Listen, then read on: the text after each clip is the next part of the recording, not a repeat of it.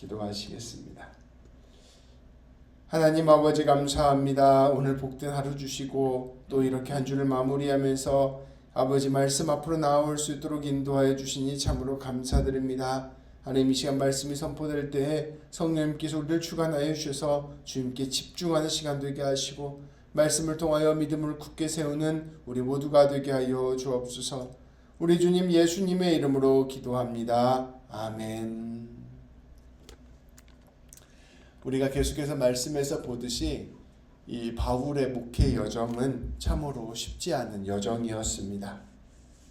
자기가 그렇게 사랑과 헌신했던 그 고린도 교회가 바울을 뒤돌아섰을 때 이 바울의 비통한 심정은 이루 헤아릴 수 없이 아팠을 것입니다. 우리가 바울 하면 굉장히 권세 있는 사람처럼 느껴지잖아요. 근데 실제 바울의 외모는 굉장히 못생기고 초라한 편이었다고 합니다. 딱 누가 봐도 저 사람 좀 볼품없네, 저 사람 좀 매력없네, 이런 외모였던 것 같아요. 그리고 바울은 놀랍게도 언변도 훌륭하지 않았습니다. 그래서 바울 평가가 그 사람이 글을 잘 쓰는데 말은 좀 못한다, 이런 평가가 있었습니다. 이러한 바울의 모습들 때문에 바울을 따랐던, 바울을 믿고 바울과 함께 말씀을 배웠던 사람들마저도 이 바울을 잘 끝까지 따라가지 못했던 그런 모습들이 있었던 것입니다. 그런데 반면에 바울의 적대자는 아마도 겉으로 보기에 굉장히 잘난 사람이었던 것 같습니다. 카리스마 있는 모습과 화려한 언변, 누가 봐도 저 사람은 하나님의 사람인 것 같아 하는 모습이 그 사람에게 있었던 것 같습니다. 그 사람이 바로 바울을 적대하며 바울을 무시했던 것입니다. 고린도 사람들은 이 사람에게 흔들렸고 이 사람이 대놓고 바울을 무시하고 모욕했을 때 놀랍게도 아무런 말도 하지 않으면서 침묵으로 동조했습니다. 바울이 그토록 헌신해서 교회를 세우고 그토록 애써서 이 성도들을 하나님께로 인도했는데 정작 그 사람들이 바울보다 더 카리스마 있어 보이고 더 매력 있어 보이는 사람에게 홀라당 넘어가서 이 사람이 바울을 모욕하고 짓밟는데도 가만히 있게 되는 일들이 펼쳐지게 된 것입니다. 한마디로 바울의 사랑과 헌신은 완전히 짓밟혔습니다. 그런데 놀랍게도 바울은 그러한 상황 속에서도 고린도 교회 성도들을 비난하지 않았습니다. 화를 내고 모든 것을 다 뒤집어 엎을 수 있었는데요. 그 바울은 모든 모욕을 받고도 조용히 자기가 살고 있던 에베소로 돌아왔습니다. 그리고 자신의 힘과 권위를 사용해서 복수하기는커녕 눈물의 편지로 고린도 교회 성도들을 설득하였습니다. 말 그대로 사랑으로, 복음으로, 인내와 용서로 자신을 배신했던 고린도 교회 성도들을 변화시키고자 한 것입니다. 그래서 이 바울이 이 고린도 교회에 눈물의 편지라고 불리는 편지를 보냈어요. 성도 여러분, 이 바울이 이 고린도 교회에 편지를 보내고 난 다음에 심정이 어떠했을까요? 마치 오랫동안 짝사랑하던 사람에게 고백을 하는 편지를 보낸 것과 같은 두려움과 걱정과 떨림이 바울에게 있지 않았을까요? 너무나도 긴장되고 떨리고 조마조마했을 것입니다. 바울은 이 편지를 디도라는 자신의 제자를 통해서 고린도 교회에 보내고 답장을 기다렸는데 이 디도를 기다렸던 심정이 너무나도 힘들었을 것입니다. 이 사진을 보면요, 바울이 있었던 곳이 에베소입니다. 그리고 고린도 교회가 여기에 있습니다. 그래서 이제 바울이 아마 디도에게 편지를 보냈는데 아마도 이렇게 쭉 돌아서 고린도에 갔다가 이제 답장을 받고 이렇게 쭉 돌아서 오는 여정으로 이 디도가 다녀왔을 것입니다. 근데 이러한 상황 속에서 편지를 보내고 난 다음에 이 에베소에서 사역하던 바울에게 드로아라는 곳에서 사역하게 될 기회가 생겼습니다. 드로아의 상황은 나쁘지 않았습니다. 사람들이 복음을 받아들일 마음의 준비가 되어 있었고요. 바울을 기대하면서 환영하고 있었습니다.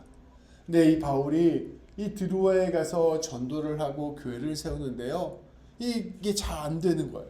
왜냐면 너무 마음이 심란하고 싱숭생숭하고 걱정되고 불안하고 떨리고 이런 마음이 있어서 이 드로아 사람들이 환영을 하면서 복음을 받아들이려고 하는데도 바울이 마음껏 사역을 할 수 없었습니다. 아마도 디도가 고린도에 편지를 보냈다가 다시 이렇게 마케도니아를 거쳐서 드로아로 돌아오는데 이제 이 돌아오는 길에 드로아의 디도가 들리지 않을까 해서 이 드로아에서 사역을 하면서도요 계속 내내 디도만 생각했습니다. 근데 디도가 시간이 지나도 오지 않습니다. 너무 걱정되고 떨리는 마음이 있으니까 그래 아예 이 마케도니아 지역으로 한번 가보자. 어차피 디도가 이쪽으로 오니까 내가 먼저 가서 디도를 만나봐야겠다. 이런 심정을 담은 말씀이 오늘 13절, 12절, 13절 말씀입니다. 바울은 여기까지 자신의 상황을 설명하고 이처럼 내가 고린도 교회 때문에 걱정했다는 것을 고백합니다. 이후의 상황이 어떻게 펼쳐졌을까요? 그 내용은 놀랍게도 7장에서 이어져서 나옵니다. 그리고 이제 오늘 우리가 읽었던 2장 14절부터 7장까지 말씀은요. 그 사이에 있는 바울의 심정, 바울의 마음 이것들을 고백하는 말씀입니다.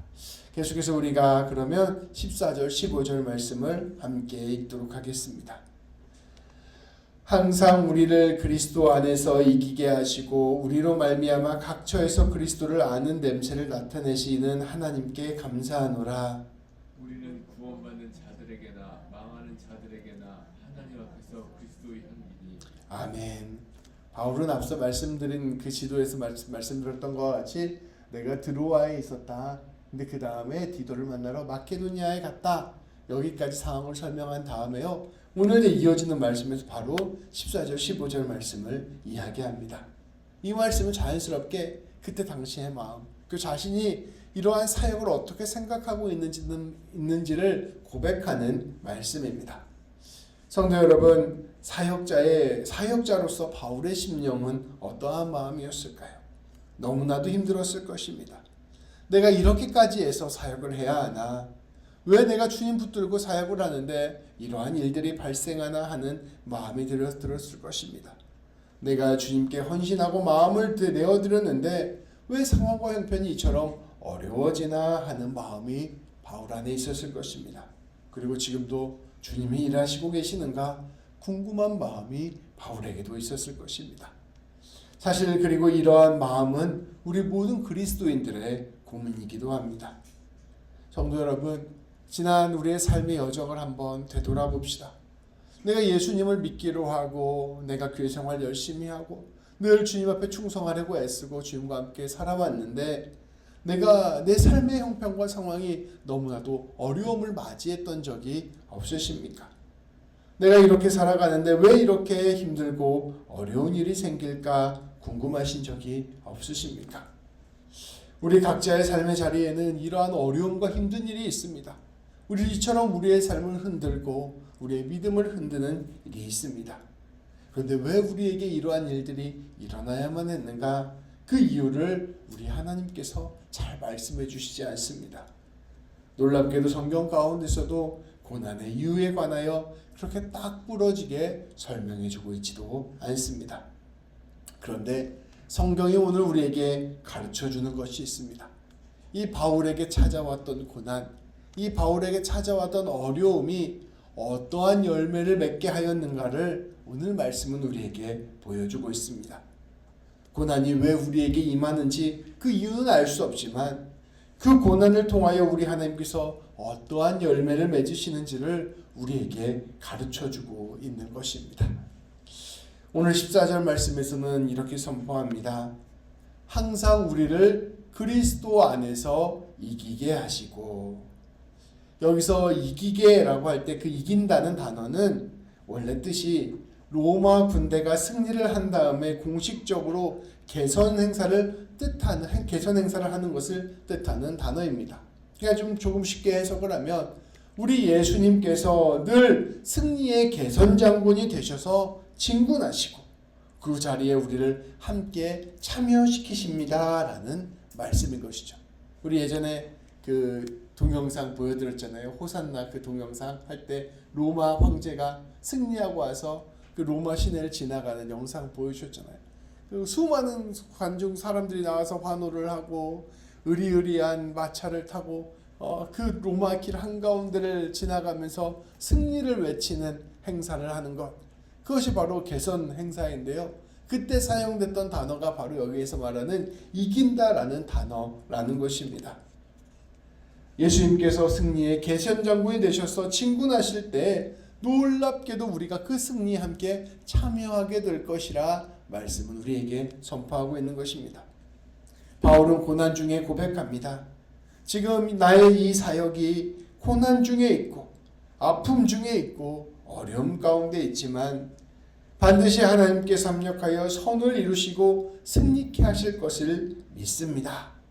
바울은 이 고난이 왜 일어나는지, 왜 어려움이 왜 일어나는지 그 이 뜻을, 이유를 다 알 수는 없지만 우리 하나님께서 반드시 이 모든 것들을 넘어서서 나를 승리케 하실 것이다. 교회를 승리케 하실 것이다. 주님의 승리를 우리에게 주실 것이라 굳게 믿고 신뢰했던 것입니다. 이것도 우리에게 적용해도 마찬가지입니다. 성도 여러분, 우리가 예수를 믿고 지금까지 살아왔는데 우리의 삶에 많은 어려움과 힘든 일들이 있습니다. 왜 그러한 일들이 일어났는가 우리는 다 알 수 없죠. 그런데 우리 하나님께서는 그 모든 일들 가운데 함께 하셔서 반드시 우리를 승리케 하실 것이고 놀라운 그 승리의 열매를 맺게 하실 것이라는 것입니다. 바울은 이 모든 삶의 과정들이 승리의 과정이라는 것을 굳게 믿고 신뢰했습니다. 그런데 거기에서 그친 것이 아니에요. 하나님께서 우리에게 반드시 승리를 주시는데 그 승리를 주시는 가운데 우리에게 주신 고난의 역할이 있다는 것입니다. 어떤 이유에서 고난이 찾아왔지 모르겠지만 그 놀랍게도 우리가 승리하는 가운데 지금까지 받아왔던 그 고난이 우리에게 어떠한 일들을 해준다는 것이죠. 그 고난이 어떠한 역할을 할 것일까? 오늘 말씀은 그것을 바로 이렇게 선포합니다. 우리가 그리스도의 향기가 될 것이다. 그리스도를 아는 지식의 향기를 풍기게 할 것이다 라고 선포하고 있습니다. 이것은 무엇을 뜻하는 것일까요? 당시에 로마 황제나 장군이 이 전쟁에서 승리를 하고 로마 길을 막 지나갈 때 그 개선 행사를 한다고 했잖아요. 근데 그 개선 행사를 할 때 반드시 하는 것이 있었습니다. 그것이 무엇이냐면 제물을 불에 올려놓고 태우는, 그래서 자신들이 믿고 있는 신에게 그 제물을 태워서 향기를 올려드리는 일들을 했습니다. 사람들이 큰 소리가 들리고 화려한 행진을 보면서도 우리 황제가 승리했다라는 것을 알지만 동시에 고기 타는 냄새를 맡고서도 우리가 승리했다는 것을 알 수가 있었습니다. 바울은 이것을 염두에 두고 승리의 성도의 삶을 비유한 것입니다. 성도가 고난 속에서 신앙을 굳게 지키는 것, 아픔과 힘든 과정 속에서도 하나님을 끝까지 붙드는 것, 핍박과 모욕 가운데서도 주님의 일들을 감당하는 것, 사랑할 수 없는 상황 속에서도 사랑을 하고 가진 것이 없어도 자신의 것을 나누고 헌신하는 것, 그 모든 것들이 바로 하나님께 드려지는 제물과 같은 삶이라 고백한 것입니다. 그러니까 우리의 고난, 우리의 어려움이 있어도 우리 주님께서 반드시 승리케 하실 것이라는 거예요. 근데 그 승리를 하고 난 다음에 되돌아보니 나의 고난이 하나님께 올려지는 제물을 태워 올리는 그런 일들이었구나. 나의 고난이 향기가 되었구나. 나의 고난이 하나님의 놀라운 승리를 드러내는 놀라운 향기가 되었구나 고백하게 될 것이라 말씀은 이야기하고 있는 것입니다. 로마서 12장 1절 말씀은 이렇게 선포합니다. 그러므로 형제들아 내가 하나님의 모든 자비하심으로 너희를 권하노니 너희 몸을 하나님이 기뻐하시는 거룩한 산 제물로 드리라. 이는 너희가 드릴 영적 예배니라. 우리의 모든 삶, 심지어 우리의 모든 고난이 하나님께 드려지는 산 제물이 된다 선포한 것입니다. 고난은 우리에게 놀라운 열매들을 줍니다. 고난 가운데 우리는 성숙합니다. 고난 가운데서 우리는 하나님의 살아계심을 드러냅니다. 고난을 뚫고 우리는 하나님과 더불어 승리합니다. 마치 제물이 타며 향기를 풍기듯 성도는 삶의 고난을 통해서 예수님의 향기를 풍기게 된다는 것입니다. 바울은 이 놀라운 신비를 선포하고 있습니다. 성도 여러분, 우리의 지난날의 고난과 어려움이 우리에게 무엇이 될까요? 바로 우리 주님을 드러내는 통로가 됩니다. 우리에게 힘들고 어려웠던 그 삶의 모든 여정들이 주님을 나타내는 하나님의 향기가 되는 것입니다. 세상 사람들은 그냥 우리가 순탄하게 예수 믿어서 잘 되는 것을 보면서 하나님이 살아계신다고 믿지 않습니다. 고난과 어려움 속에서도 굽이굽이 그 삶을 뚫고 나가는 과정 가운데서도 하나님을 끝까지 신뢰하고 하나님을 의지하고 하나님이 원하시는 삶을 살아가는 것을 볼 때 하나님이 살아계시는구나 라는 것을 고백하게 되는 것입니다. 그러니까 하나님께서 최후 승리를 하실 때, 우리 예수님께서 최후 승리를 하실 때 그 성도의 삶을 통하여 하나님의 놀라운 역사가 이 세상 가운데 드러났음을 선포하실 것이라 말씀하여 주시는 것입니다. 우리가 그렇게 고난 가운데서 신앙을 굳게 지키고 주님의 뜻대로 살아갈 때 놀라운 그리스도의 향기가 퍼지게 되는 것입니다. 그런데 이어지는 말씀은 한 가지 놀라운 점을 우리에게 이야기합니다. 우리가 그렇게 그리스도의 향기를 풍길 때 세상이 어떻게 반응할지를 우리에게 가르쳐주는 것입니다. 향기를 풍기면 세상 사람들이 당연히 하나님이 살아계시는구나 이렇게 보게 될 거라고 우리는 생각을 했는데 이어지는 말씀은 다른 말씀을 우리에게 하고 있습니다. 16절 17절 말씀입니다. 우리 한 절씩 읽겠습니다. 이 사람에게는 사망으로부터 사망에 이르는 냄새요 저 사람에게는 생명으로부터 생명에 이르는 냄새라 누가 이 일을 감당하리요. 우리는 수많은 사람들처럼 하나님의 말씀을 혼잡하게 하지 아니하고 곧 순전함으로 하나님께 받은 것 같이 하나님 앞에서와 그리스도 안에서 말하노라. 아멘. 말씀을 쉽게 해석하면 이렇게 해석할 수 있습니다. 멸망을 당하는 사람들은 놀랍게도 이 그리스도의 향기가 역겨운 죽음의 냄새로 느껴진다는 것입니다. 그런데 구원을 받을 사람에게는 이 향기가 감미로운 생명의 향기로 느껴진다는 것입니다.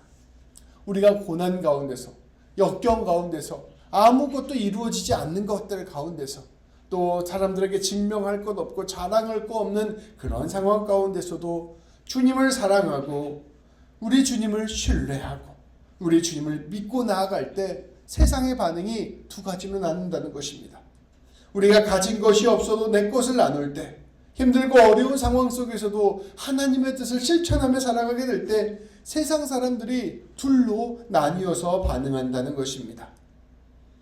주님을 따라가는 사람들, 주님을 온전히 사모하는 사람들은 그러한 사람을 보면서 하나님이 살아계시는구나, 하나님이 일하시는구나, 하나님이 놀랍게 역사하시는구나, 하나님이 이들을 통하여 하나님을 드러내시는구나 고백하게 된다는 것입니다.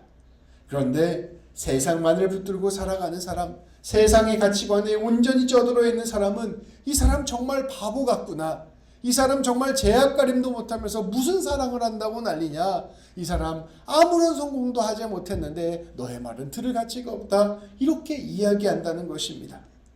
하나님을 아는 사람에게는 이것이 감미로운 생명의 향기로 느껴지는데 하나님을 알지 못하는 사람에게는 이것이 역겨운 죽음의 냄새로 느껴진다는 것입니다. 고린도 교회 성도들은 어떠했습니까? 바울의 십자가 복음을 듣고서 그것을 달콤하게 느꼈었던 때가 있습니다. 근데 이들의 마음이 황폐해지고 주님으로부터 멀어지자 세속적인 거짓 지도자들의 가르침이 더 달콤하게 느껴지고 바울의 가르침이 더 멀리 있는 것처럼 느껴지는 일들이 일어났던 것입니다. 우리가 주님을 붙들고 주님을 신뢰하며 고난 가운데서 주님 따라가게 될 때 우리를 힘들게 하는 게 바로 이러한 것들입니다. 우리가 주님을 끝까지 고난 가운데 신뢰할 때 사람들이 그 믿음을 인정해 주지 않아요. 네가 고난과 어려움 속에 있는 게 무슨 네가 신앙을 하고 신앙을 붙잡는다고 난리냐, 네가 무슨 주님의 뜻을 안다고 난리냐라고 하면서 그들의 눈에 보기에 합당한 성과가 없으면 그것을 인정해 주지 않는다는 것이죠. 근데 바울은 그 비천한 심정 가운데서도 나는 그래도 그리스도의 향기가 될 것이다 고백하며 나아갔던 것입니다. 바울은 그러한 상황 가운데서도 복음을 전하는 것을 포기하지 않겠다고 선포합니다. 오늘 마지막 말씀을 보면 나는 말씀을 혼잡하지 않겠다, 혼잡하게 하지 않겠다 라는 말씀을 선포합니다.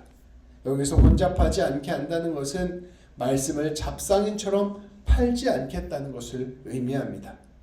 나는 고난과 어려움 가운데서 복음을 전할 때 내가 오해를 받아도 결코 내 중심을 버리지 않겠다 선포한 것입니다. 나는 이익을 얻기 위해서 거짓 말씀을 가르치지 않겠다.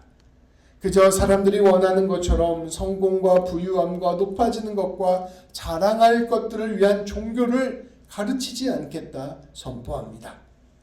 예수를 믿는 길이 고난과 어려움이라 할지라도 기꺼이 그 길을 걸어가야 하며 그 길 가운데에는 생명을 드러내고 사람을 살릴 수 있는 놀라운 보물이 담겨 있다는 것을 선포하겠다 고백하였습니다.